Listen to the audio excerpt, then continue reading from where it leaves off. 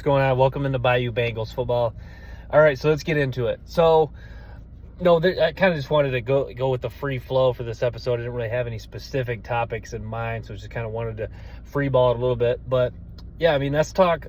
So I guess I know we've talked about this a lot. And there's going to be more and more talk about this for LSU and Florida State as this game approaches. But let's talk about the game. So I've seen the line at -2.5. To me, I'm taking LSU at -2.5. If I were you, I'd lock in LSU at -2.5. I think LSU definitely covers in this game. There's a lot of people posing the question: is Florida State overrated? And to be honest, my honest answer is I want to say yes, but it's weird. There's a small percentage of me, a small, strong percentage of me that thinks that Florida State's going to be, that could be really good though. I think that's what's weird about Florida State is it's been such a long time since we've seen them really good. So it's kind of hard to not really it's kind of hard to believe that they're going to be a really good football team this year. But they've done a lot offensively. I guess the question marks with Florida State remain with the offensive line. I guess the defense overall. So, yeah, LSU, if you just look on paper, LSU is a better team than Florida State. But obviously they have to go out and prove it. And, it's going to be – I think this is – what's interesting about this game is even if Florida State is overhyped, you feel like Florida State has enough talent that this is one of those this could be one of those games where it is close, or it is very competitive, and maybe it is close the first half and the first three quarters, maybe into the early in the fourth quarter. It could be like Florida State. This could be one of those scenarios in a season where Florida State ends up like a 7-8 win team, kind of just turns out they are overrated, but they have enough talent where it's kind of, they're just an up and down team. They drop some games that they shouldn't, but they do when they play up to their ability with all the talent they have in a game like this where they should be up. It could be competitive and closer than people think. So, yeah, I think that'll be, to me, I think it's really tough. There is part of me that almost wants to predict that LSU is going to blow them out. And that poses the question: what if LSU does blow Florida State out? I think, to me, I would say, if I saw the box score of that game and I saw a 38-13, 38-20, 38-17 kind of game, a game where it's not really, and I found out, if I saw a score like that and I found out it wasn't really competitive at all, I think I'd be surprised, but I would be lying if I said I was super surprised. So that, to me, believing that to me says that you should be confident taking LSU at -2.5. I don't even know, because to me, last year, the game was decided by a point. So last year, technically, the last year's result with this line, Florida State would have, obviously they would have covered or they would have just won outright. But to me, I feel like if Florida State, you feel like if Florida State loses, LSU wins by, more. I don't know. I guess, I'm having a little hard time kind of deciding how this game's going to go. I just think that it's one of those things where I think if you look at this game logically, I think, if you look at Florida State, you'd say Florida State, if you look at their off seasons for both teams, you'd say Florida State got better this off season, which is, I would say yes. I say yes, they got better this off season. If you look at LSU, I would say, did they get better this off season? I would say yes. So just by that logic, and it was a 1-point game last year, just by that logic, you would assume this year would be a close game. But I think the way LSU is getting hyped up, and me believing the hype, obviously not just because I'm an LSU fan and I cover LSU, me believing the hype and believing this team's going to be drastically improved and a legit national title contender, that if you look at it from that point of view, then that may be the case that LSU blows them out. So I think that's why, I think that's the first way I described it is the logical way it's going to be a close game. Florida State improved this offseason. LSU improved this offseason. Both returned their coaches. Both are good coaches. Both are proven winners. Both teams are getting national title hype, so you assume it'll be a close game. But if you remember, not always when two really good teams play in week one is it close. Like if you remember let's rewind, actually staying with LSU too. If you roll mine to 2011, Oregon played LSU. And if you look at the way both those teams' seasons went, Oregon went on to win the Pac-12. I think they dropped one other game, maybe, in 2011. Did they? I can't remember. But Oregon, bottom line, was really good. They finished top 5, top 10. And LSU, obviously, went to the national title, or won the SEC, went to the national title rematch against Bama and lost. But if you look at that, if you look at that game, LSU blew them out. So you'd think that based off of that result,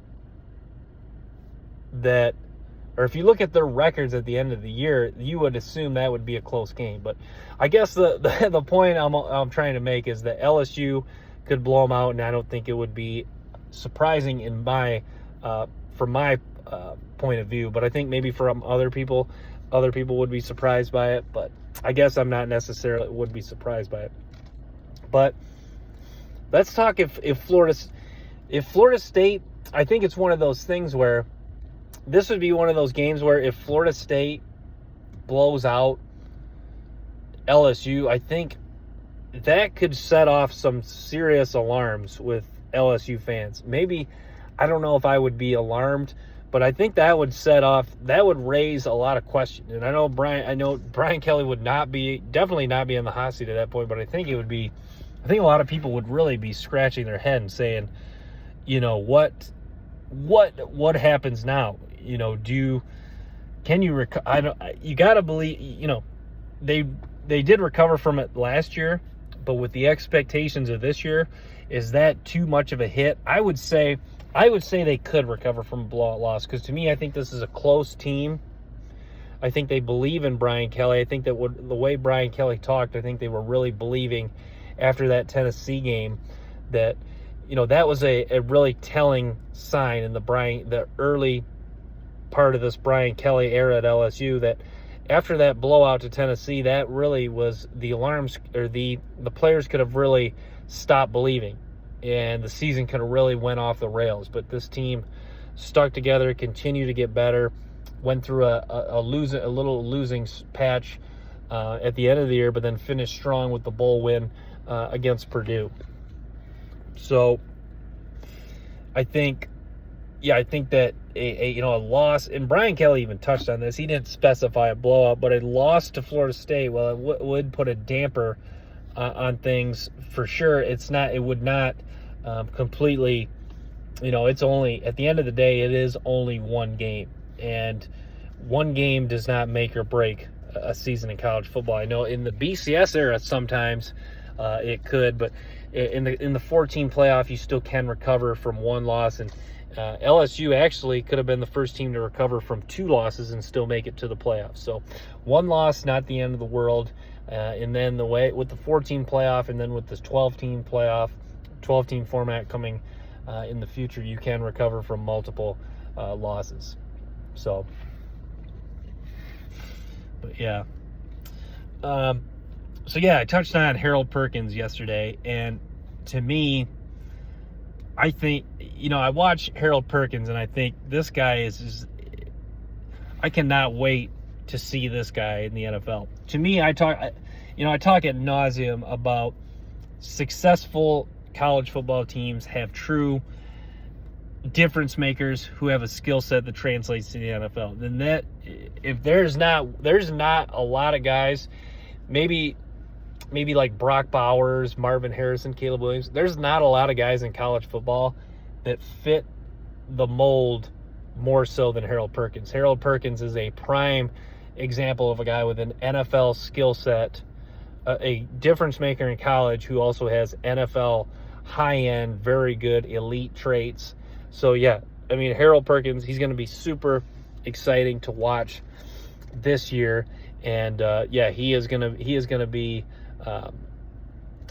going to save so many yardage, and it's going to be so fun to watch him track down ball carriers. So, yeah, Harold Perkins, certainly one of the key guys in this LSU defense. I've talked about him this episode and last episode a little bit, but yeah, certainly a fun player to watch, and I'm a fan of his game. Yeah, kind of hoping for, so I was watching the defense practice highlights, and I saw in the secondary, I saw who was out there. I saw Sage Ryan at nickel, Andre Sam at strong. I saw Greg Brooks at free, Deuce Chestnut at corner. I couldn't tell who the other corner was. It might have been, what number is Chestnut? I know it was Andre Sam and Greg Brooks. That really gets me excited, seeing Greg Brooks and Andre Sam in the secondary. I know I talk about the secondary a lot, but to me it's fascinating how playing time is going to be divvied up, who's going to really break out. So to me, that's exciting stuff, the secondary this year. But yeah, Greg Brooks, a phenomenal football player, and Greg Brooks, a good football player, and yeah, also,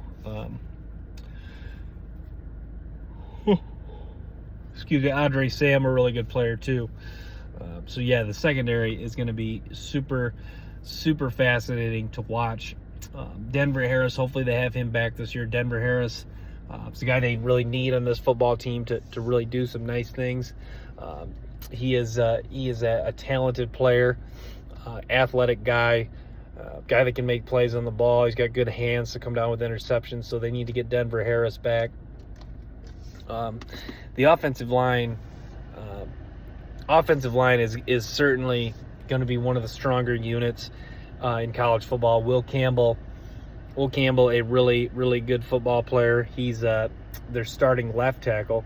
So that's the buzz, is who of the young guys can get into the starting five and kind of break that top five, as Brian Kelly was referring to it. So yeah, Will Campbell, does he take another leap this year? Does he really show out at left tackle, and does he really work himself into one of the top players for next year's draft, I think, or one of the top players for the 2025 NFL draft? To me, the premium on left tackle, I think Will Campbell, I would say he's there with Harold Perkins, a guy that fits that mold as a great college player, very good college player who has an NFL skill set. And then, yeah, I mean, also Mason Smith fits that mold. I mean, I was telling my dad, Mason Smith is one guy I just cannot wait to watch this year. Mason Smith is just a stud, a true definition of a game record. It'd be interesting to see how high he goes in the NFL draft. Obviously, he's got to stay healthy and have a really nice, productive season this year and be really impactful and dominant. But the NFL has really placed an emphasis on defensive tackles. The defensive tackle market since that 2019 NFL draft has went down, and top defensive tackles are really a premium in the NFL. So Mason Smith fitting that mold of one of the top defensive tackles. They're really going to need LSU is going to need a strong season from him, and they're going to need him to play at a high level and sustain a high level of consistency, a high level of play consistency that he's capable of. Yeah, it's interesting watching him go through individual drills. Hopefully he is fully healthy. There's no nagging injuries this year. I'm not sure what he's dealing with right now that's kind of making him somewhat limited in practice, but whatever it is, hopefully he is full go for Florida State. And then, yeah, the running back room, so much depth at the running back room. And then LaTerrence Welch, another guy that I kind of forget about, a physical corner. Brian Kelly and some of the coaches have talked about how he's had a nice camp. So, there's a lot of good players on this roster. There's some guys that just kind of forget about, and I don't mean that I don't mean that to be insulting. There's so many guys who are, I would say, capable of being a solid starter for this team. I think LaTerrence Wells is one of those guys. I think he's a guy that, you watch his high school tape and he's just a rock solid all around player. Really does bring a physicality element, especially in coverage. So, yeah, I like LaTerrence Welch. I like what he can do. I think he's a guy that's, if he does play this year, I think he does a really good job for them in man coverage. So, yeah, fun player. And, I think he's a really good, solid player. And, I think is he going to start? Maybe not, but when he does come in, I think he will bring some really meaningful snaps, kind of like Andre Sam as well. But and Andre Sam, like Mason Smith, another guy I just cannot wait to watch out there. I watched the Notre Dame game. To me, like, you wonder how Marshall upset Notre Dame. And one of the places you got to start with is Andre Sam's impact. You watch the first quarter, that guy was so impactful. A couple of tackles for loss, a pass breakup. Can he make some plays like that this year? I think that's why everyone was so excited about Andre Sam, because Major Burns, Greg Brooks, Chestnut, those are, they're all kind of similar guys if you think about it. Brooks, Chestnut, and Burns. They're all good, solid players. They play hard. They are really good, competitors, toughness. They have a lot of the, mental intangibles, if you will, but they're all kind of the same guy in the sense that they're not true, they're not true create havoc, if that makes sense. Like, they're not going to have the highlight tackle for loss or the massive hit. Sure, Burns and Greg Brooks can deliver a big hit once in a while, but they're not going to do it consistently. So, to me, you feel like Andre Sam can be, I guess what I'm getting at, he can be kind of like the Tyrann Mathieu this year. Maybe not to that extent, but a guy that's just, he's going to make some big time plays, and hopefully some of those come in some big time moments. To me, if you're playing at Marshall and you're making big time plays like that against Notre Dame, to me that tells me you're a big time player, because that is a, if you're a Marshall player in that game, that is a, what bigger opportunity do you have to make a statement and show people of the level of play you can play at than in a game like that, upsetting Notre Dame in their own house, with the new era, with the Marcus Freeman era, with all the excitement for Notre Dame football. So, and then another thing I wanted to touch on too was, to me, this is why I've defended Brian Kelly, because if you look at the Big Ten, if you look at schools up here in the Midwest, it is hard to win a national title. If you look at Brian Kelly, people forget 2012, they went 12-0. That was a team that probably had no business going 12-0. I remember my dad and I talked about the time, Notre Dame, they probably shouldn't be playing in this national title game, but for some reason, they just found ways to win. And it was just kind of some of the not maybe the craziest ways to win, but it was just crazy how they were pulling some of these games out. And you think, like, Brian Kelly, national title appearance, 2 playoff appearances.